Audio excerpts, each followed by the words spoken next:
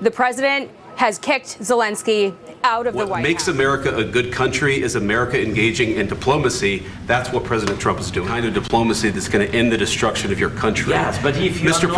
President, with respect, I think it's disrespectful for you to come into the Oval Office and try to litigate this in front of the American media. Right now, you guys are going around and forcing conscripts to the front lines because you have manpower problems. You should be thanking the president for trying to bring it into this conflict. Do you think that it's respectful to come to the Oval Office of the United States of America and attack the administration that is trying to prevent the destruction of your country? You have nice ocean and don't feel now, but you will feel it in the future.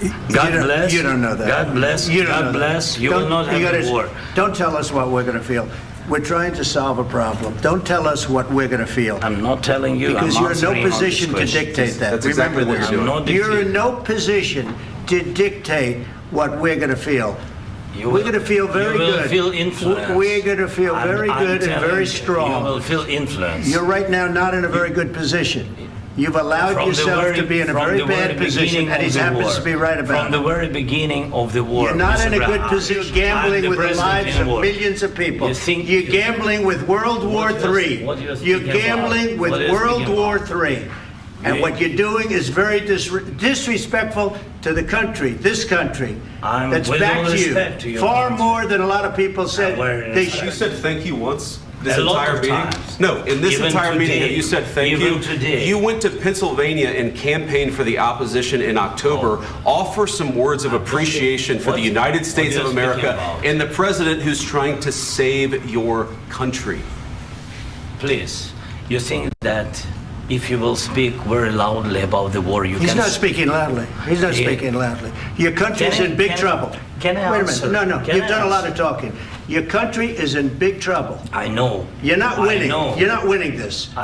You have a damn good chance of coming out okay because of us. Mr. President, we are staying in our country, staying strong from the very beginning of the war. We've been alone, and we are thankful. I said thanks in this cabinet. You haven't been alone. We gave you, through this stupid president, $350 billion. We gave you military equipment, and your men are brave, but they had to use our military. If you didn't have our military equipment, this war would have been over in 2 weeks. In 3 days. I heard it from Putin. In 3 days. It's going to be a very hard thing to do business like this. Again, I tell you. Just say thank you. I said a lot of times to American people. Accept that there are disagreements, and let's go litigate those disagreements rather than trying to fight it out in the American media when you're wrong. We know that you're wrong. But you see, I think it's good for the American people to see what's going on. I understand, sir. I think it's very important. That's why I kept this going so long. You have to be thankful. You don't have the cards. You're buried there. Your people are dying. You're running low on soldiers. Listen, you're running low on soldiers. It would be a damn good thing. And then you tell us, I don't want a ceasefire. If you could get a ceasefire right now, I tell you, you take it so the bullets stop flying and your men stop getting killed. Of course, we want to stop the war. But you're saying you don't want a ceasefire. But I said to you, I want a ceasefire. With guarantees. Because you'll get a ceasefire faster than an agreement. Ask our people about ceasefire, what they think. That wasn't with me. For you that wasn't with me. Yes. I gave you the javelins to take out all those tanks. Obama gave you sheets. In fact, the statement is Obama gave sheets and Trump gave javelins.